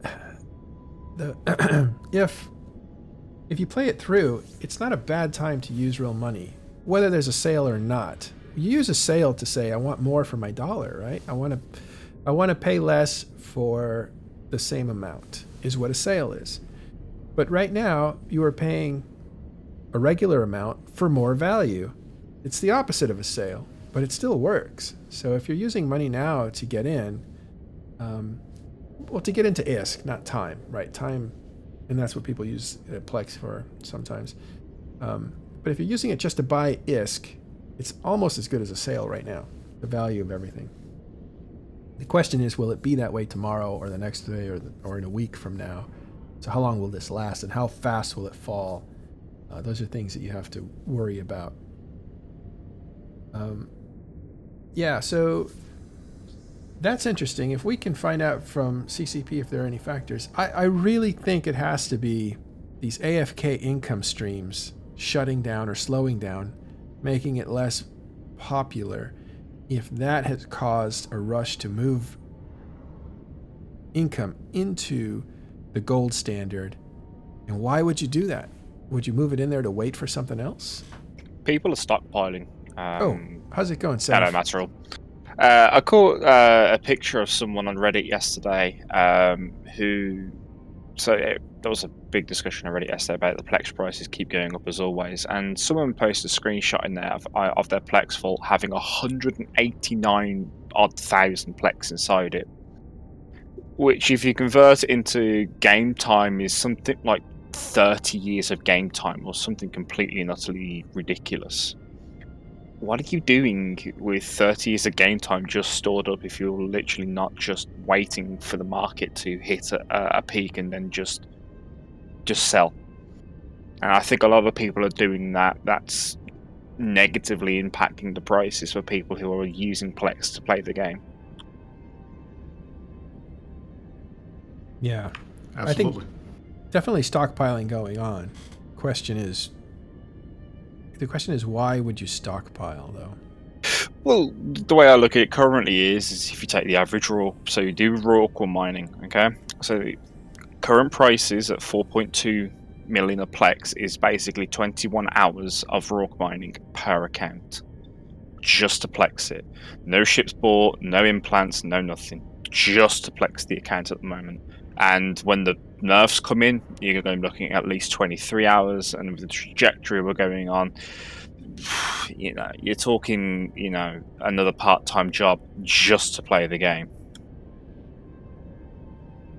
Yeah. Very interesting. It's a mystery. All right, we got another 10 minutes, then we're gonna log off for Thursday. How's it going? McLeod's in here with me, and Seraph and Brisk. Hey, dude. You guys have any questions for Brisk on CSM Minutes? Things that came up, things you want to point out? I'm sure there was something, but I need to remember it. Yeah. You know who likes doing the minutes, breaking them down, and I'm sure he will, is Dirk McGurk. You can catch him on Open Dirk. Comms. Yeah, we talked about doing that on the show Friday. His big complaint was he didn't want us jumping around like we did last week when we were talking about the balance changes. But then we reminded him that it was his fault because he asked us what we liked about it, so we all jumped around. So hopefully we'll go through and go through, maybe not line by line, but I mean the show you guys did last fall with him and you and Artemis sitting there and going through, I liked that. That was a good episode. So I was hoping you guys would do that again. But well, we should have done it today. Being on vacation here, this is a forced vacation by McLeod, the slave driver. It was like, you all need to eat. You needed a break.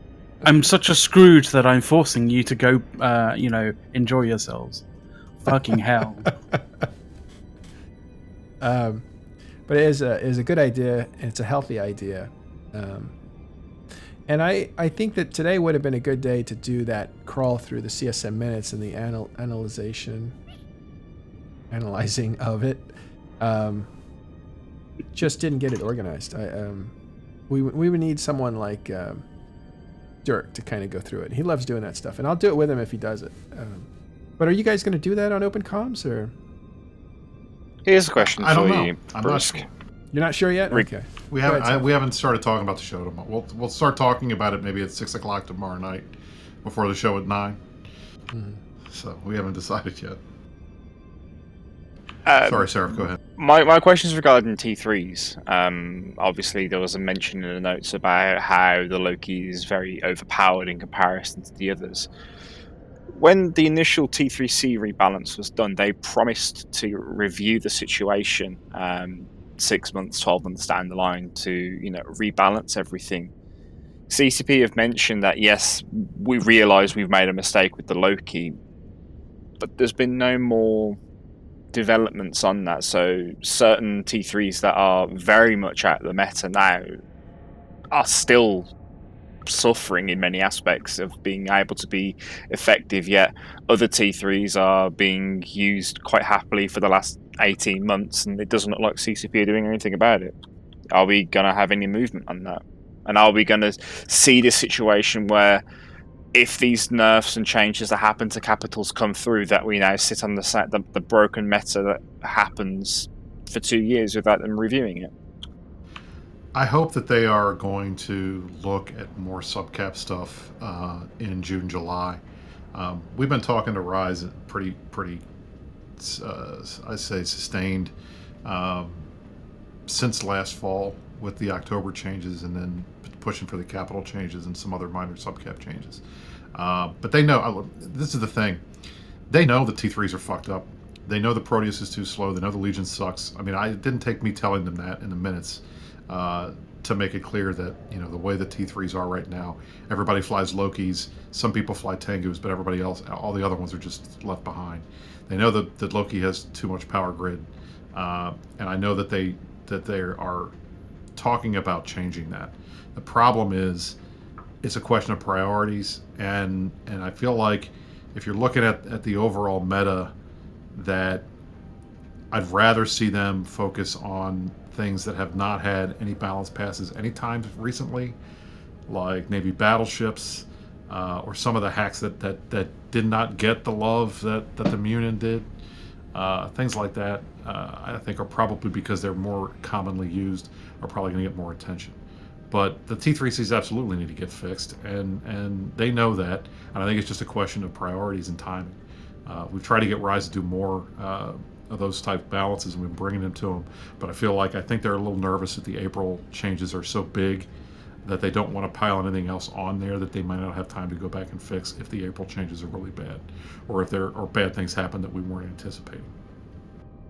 That makes sense. I think, the T3Cs don't need major reworks, because the reworks they've got are very good. They just need some tweaks in terms of, the Proteus gets a little bit more speed, the Loki loses a little bit of power grid.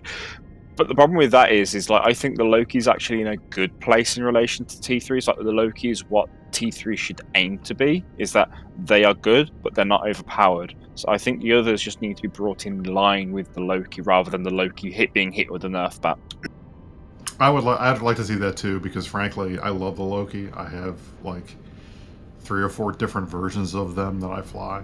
And I would like to not have to change that up. I'd rather they just, make the Legion a little bit better, make the Proteus a little faster, and give everybody the same options. Well, the fact that you have 3 or 4 different versions that you like to fly is it's almost fulfilling its its original intent as a as a ship, as a multi-role ship, as a ship that is not the be-all and end-all, but is, a very adaptable ship. It could do everything well, but it can't do one thing great, sort of situation. Yeah, I think it's great that the Loki is the I think the archetypal jack of all trades. The problem is that none of the other 3 are.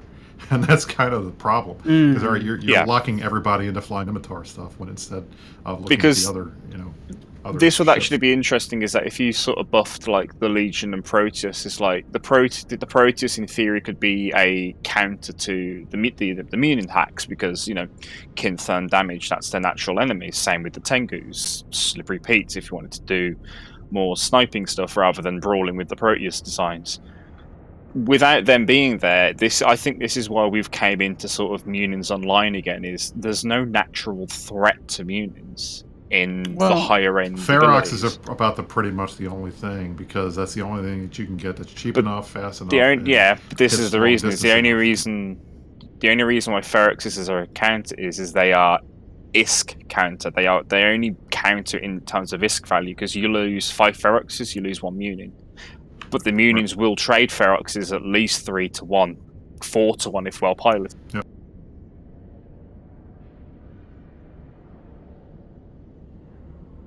Well, what we could do is I'll contact some people and get a little round table, and we'll do this again tomorrow morning, Friday. Go over the CSM minutes. But I don't want to do that if they're going to cover it on open comms, because... it's funny, we always joke with Dirk about the fact that you guys cover everything before we get to it.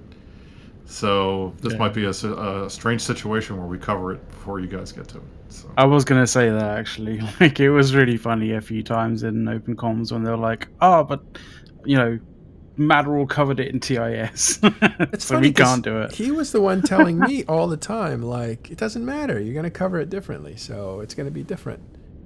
Well, that's the hard part is that you guys, when TIS was just on Sunday, then it wasn't a big deal, because we generally get news at the beginning of the week and everybody would be able to cover it at the same time.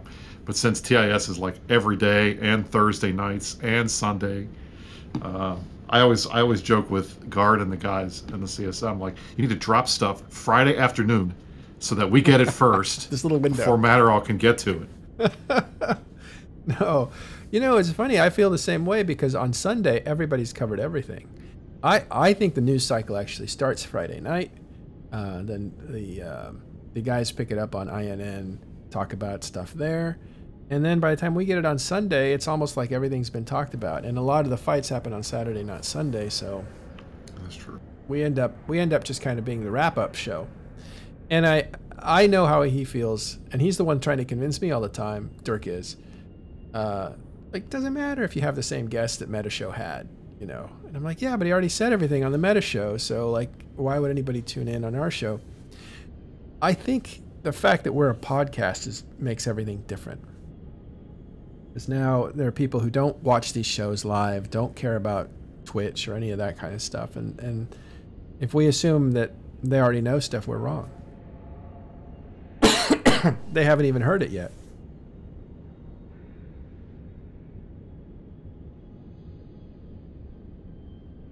But what we can do, the problem with a drinking show like Open Comms, it's a drinking, lounging, relaxed show, but it talks about things that we all care about in EVE. Problem with taking on almost what a combing through of CSM is that you're just going to derail constantly. I don't see how that's the problem. I mean, and in the beginning of the show, it's generally okay. By the time we get to the end, especially those of us who tend to become more loquacious when we are inebriated, and I'm looking at Dirk, it makes it hard for us to have like conversations because it tends to go off the rails. Although we have been asked by Life Shifter and the guys to rein it in a little bit because we were getting kind of rowdy at the last couple nights. So we're going to try to be on our best behavior. And since I gave up booze for Lent, which was a very bad decision on my part, I think it was just a very bad decision to let them know about it. Well, that was I mean, I should have told them, but at the same time, it's like, all right. I've tried. By the end of that 2 hours, when everybody else is drunk and you're not, it's not. I know. I've tried to be the sober guy on that show to inject some news into it. Hard. It's not fun. Here's the drinking game for the people who watch Open Comms. Every single time Dirk derails the thread, take a shot, and you will have the whole audience drunk by about the first hour, maybe the first half hour, depending. Look, Open Comms used to be the Big Country show, or it was Big Countries, and those two guys had a chemistry. They would derail each other, but it was humorous and it felt. It's brilliant. It is fantastic in terms of the humor and the banter. And that's what a lot of corps are like. That's respective of a lot of corp culture. Well, maybe it is like corps are now, and that's how the whole show started, right? It's like, hey, let's just talk about this on air on EVE Radio so people can hear it. Then later they went to TMC and they're still there.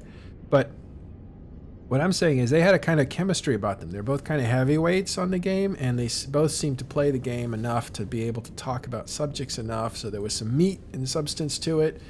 But now it's almost like there's too many people, and it's too ruckus, right? And the drinking has become the whole focus, and that is where I think Open Comms has suffered, in my own opinion. Because I'm still a fan of the show, and I tune in every time they're on. Brisk, you're now a part of the show too. So what I'm saying is that it feels like it's too much about the drinking and the chat fans. Remember, they didn't have chat fans when they were doing it before. It was a podcast. So they would have it. They didn't get distracted as much because they were talking about what they wanted to talk about. They weren't responding to the audience.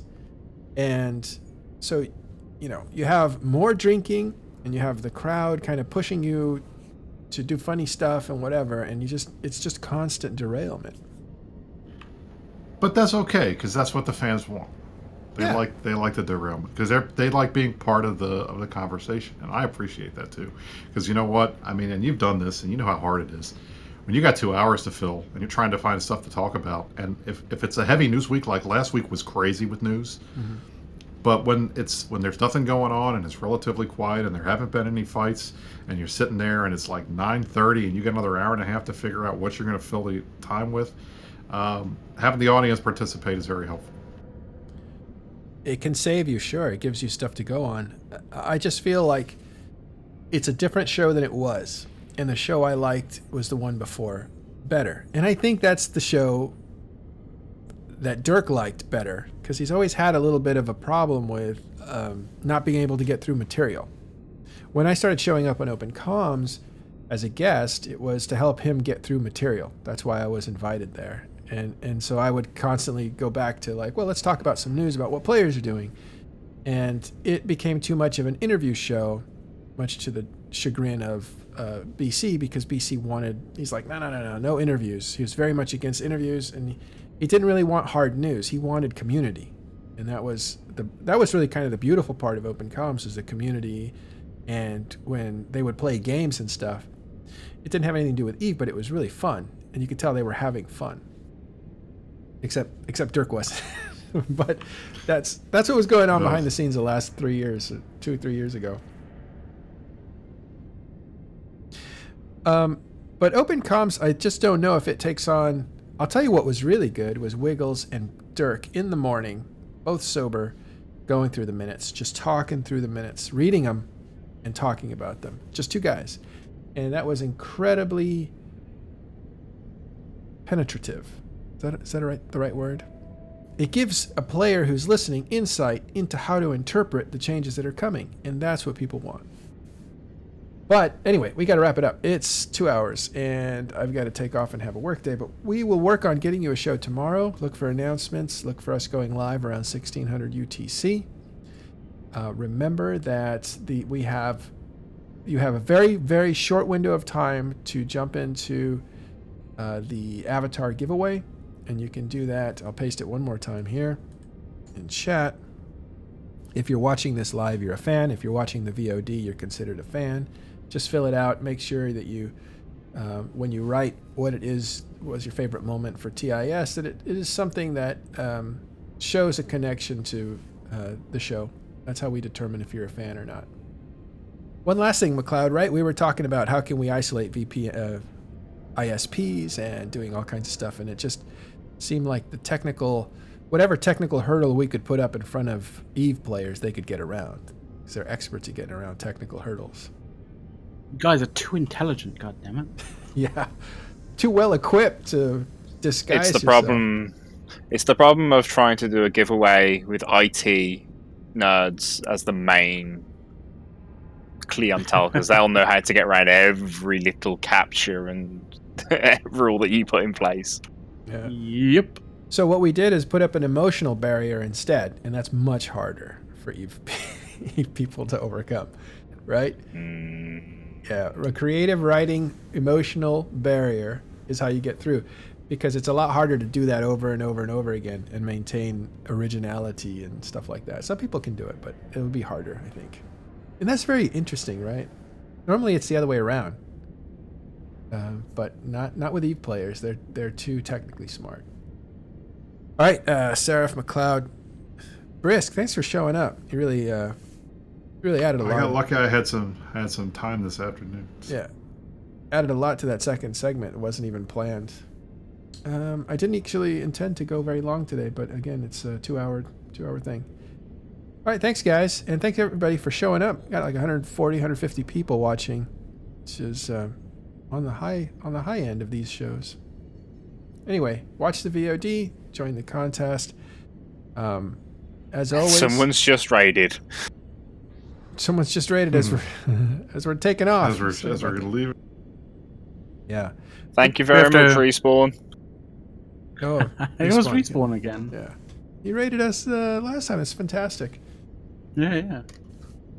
Thank you, dude. But we'll see if we can find someone to raid. Yeah. Maybe we should figure out how to raid, and we could do that for one of them at some point. Well, anyway, thank you guys for tuning in. We will see you possibly tomorrow for another little special casual chill talk, and we'll go over the CSM minutes note for note. See how that works out. All right, everybody. Thanks a lot. Talk to you later.